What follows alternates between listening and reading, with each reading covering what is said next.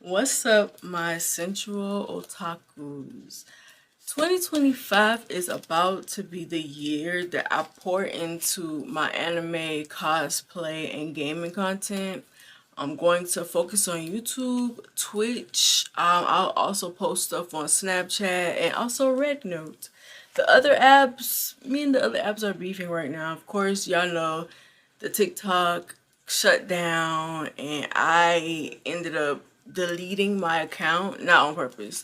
So I don't have access to it, but I'm going to sign in on my mother's phone to gain access to it so I can connect with those of you that probably didn't see, me, my videos and me posting like where y'all could find me or whatever.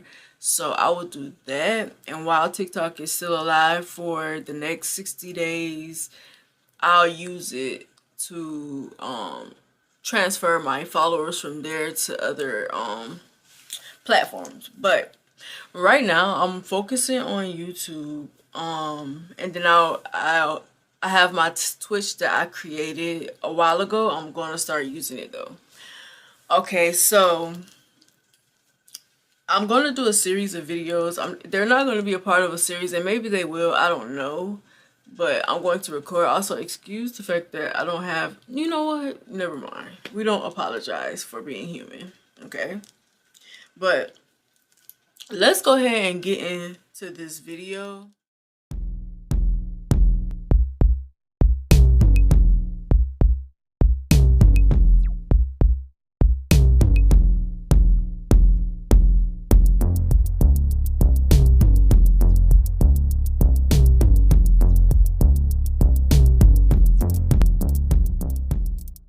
Anime villains I agree with. Now, I know this is a touchy topic, but hear me out, okay? So the first one on my list is Scar from Full Metal Alchemist. I empathize with Scar because his whole bloodline got, not just his bloodline, but his people were victims of a genocide, and he was the sole survivor, and he was really angry because of it. And I do feel like I understand his anger. We have gone through the same things. Our ancestors have gone through the same things, and we also, that anger is passed down a lot of the times to us. So I understand his anger or whatever, but the fact that he was targeting like people that didn't deserve to be killed is where I drew the line. However, he did kill, what her name, Winfrey, I think. Is it Winfrey or Winry's parents or whatever. But at the end of the day, he did regret his actions. At first, he was just fueled by anger and revenge and wanting to pay the army back, which was it, a Mestrian army, for wiping out his people. And I totally understand, but I do feel like his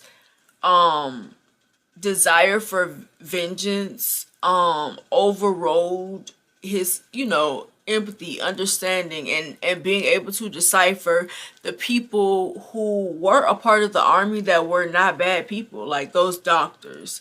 Like, they weren't soldiers, but they were doctors, and they weren't bad people. And the fact that he took his anger out on them when they didn't deserve it, I don't agree with. But I do understand why he wanted revenge, and I do understand why he did what he did. The next person on my list is Lelouch from Code Geass. Lelouch, to me, is one of the most strategic characters in anime, and I know that a lot of y'all are going to say plot armor, and this is another conversation for another day, but I want to briefly say that main characters are going to have plot armor because this is their show. They are the main characters. Okay? That's just what it is. And that's across the board for all platforms where stories are being told and stuff like that. There's going to be plot armor for main characters. If the main character died in the first couple of episodes, a lot of people wouldn't even really be interested in seeing what happens. So, it's going to have plot armor. But like I was saying, I understood why Lelouch ended up being against Britannia, even though he was the son of the emperor. Number one, the way him and his sister got treated when they were younger and being exiled from the family and being sent to Japan, only for his family to try to oppress Japan and Japanese people. Lelouch being someone who fell in love with Japan and who had a lot of friends and people that he loved over there, wanted to do something about it. And so he created Zero, which was basically a vigilante of sorts, because I don't see him as a villain. A vigilante saving people who really didn't have the power to save themselves until he ended up getting, the Gias and having power to help them or whatever. So I understood where his motivations came from. Like, you're unaliving people or you're trying to control people that I love. I fell in love with the country. Also, look how you did me, my sister, and my mom. So yeah, I want that revenge. And he didn't care that it was his own family. And honestly, the lengths that he went,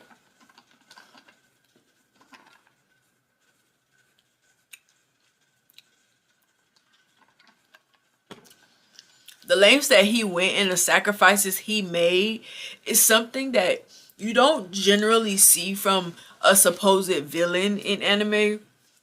Sometimes they get so blindsided by what they want that they are okay with putting other people in danger.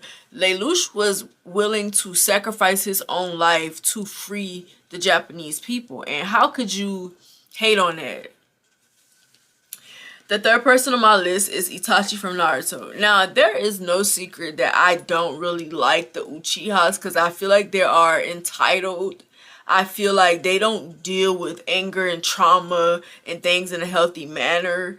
And I feel like they get away with a lot of things because of who they are and like the respect that they get from the communities around them, the villages, whatever. I just don't rock with them. But after seeing the things that Itachi went through as a child, him being thrown into war really early, like, of course, Naruto, Sasuke, all of them went through the same thing, right?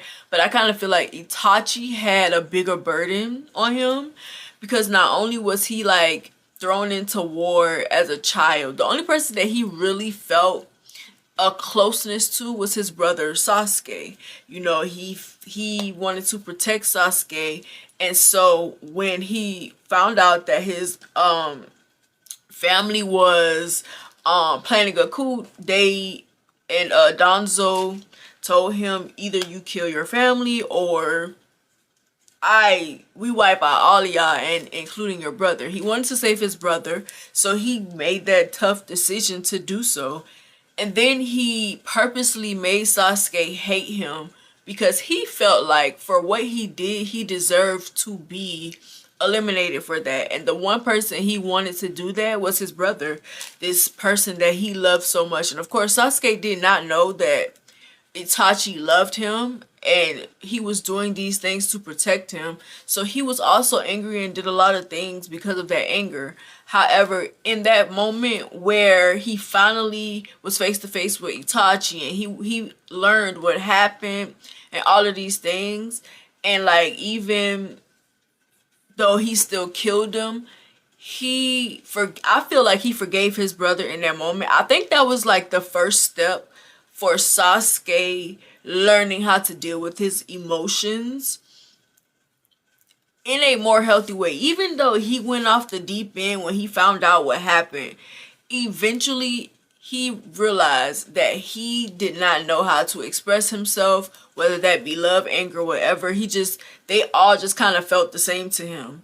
But I do feel like that moment that he shared with Itachi, like before he killed him, I felt like he forgave him for what he did, but at the same time, he wanted revenge for the people who pushed his brother to do what he did. So I put Itachi on the list because he just had a heavy burden, and I understand that if you love somebody to the extent that he loves Sasuke, you're willing to do almost anything for them. And maybe some of y'all are not willing to do that. Maybe some of y'all are not. Y'all don't want all the smoke, but I would. if I had the opportunity to save my brother's life, I would do it. Like, no questions asked. So I understand him in that sense. The fourth person on my list is Suwon from Yona of the Dawn. When he found out that the Emperor 2 had his father killed, he at a young age planned to get revenge. And not necessarily just because his father was taken away from him, but also Emperor 2 was a pacifist, and he did not agree with his ideals, his principles, his morals, and things like that. And he felt like Emperor 2 was going to be the demise of their kingdom. Which was it? The Kuka Kingdom or whatever? Kuka City? Was it a city? Country? Y'all know what I'm trying to say. He knew that if he did not get Emperor 2 out of the seat and sat on the throne himself, that would be the destruction of Kuka. And so I respect him for having the balls to do it. Yeah, he betrayed Yona and he betrayed, I forgot their friend's name. He betrayed the two of them, pretending to be, cool, whatever. But I actually do think that, I don't think that he hated Yona or he had some, like, ill intentions toward her. I just kind of feel like she just got caught up in the middle of it. And his duty was to his country, his father, the kingdom, their family. And he did what he had to do to save them. And so, the only thing that I can do is respect that. Okay? The last person, but definitely not the least, Eren Yeager. And I know what y'all gonna say. Y'all, MLK, you can't drive out hate with hate. And I feel like in some instances, yes, you can. Love MLK, but I feel like in some instances, you gotta do what you gotta do. If it's unalive or be unalive, I'm unaliving. And a lot of you also would do that. I feel like it's easy to say you don't agree with it or you wouldn't do it because you're not in a situation. But if your family, your people were put in a position to where they were going to be extinct because somebody else hated them, you would do what you had to do. And maybe a lot of y'all wouldn't do what y'all had to do. Maybe a lot of y'all would just lay down and let it happen. But Eren did not do that, and I would not do that. And I understand him. Honestly, we could take a page out of Eren's book. I just feel like he was willing to do whatever it takes to protect his people, even though they ended up turning on him in the end. He still was fighting to protect them. And not necessarily turning on him, but trying to get him to see another way. But they didn't have any solutions for the problem. And so Eren was like, what if y'all not giving me solutions to the problem, then get out my way. Because I got the ultimate solution. Okay? When he started that rumbling, okay, he gave no cares. He was willing to do whatever it took. And I respect it. I respect it. Put in the same position, I would do the same thing. And I would be okay even like being a lelouch and being a martyr for my people if you feel strongly about it. But I feel like in this day and age, a lot of people would not. A lot of people are really about self-preservation rather than doing what it takes for the good of society or for your community. Because, a lot of y'all would turn on your little communities for a little money, for a little fame, for a little whatever. We see every day. So I get it if you don't get it. But at the same time, I respect the man for doing what he had to do to protect his. But that's the end of my list. I'll probably do a part 2. And you know what? I think I will start a series. I will call it the 5 series. Like 5, for this one, 5 anime villains that I agree with. Maybe I will do that like I do on my writing platform as well. But Let me know what y'all think about this video. Do y'all agree with the people that I named, or do you disagree? Why do you disagree? Also, if you were these people, would you make these actions if you had to protect yourself and your family? Like, would you have it in you to do what it takes to protect your people? Make sure to like, comment, and subscribe. Let me know what you think about this video. I would love to see who else y'all would add to this list. So drop down in the comments and let me know who y'all would add to this list. But thank you for watching. I will see y'all in the next video. Bye.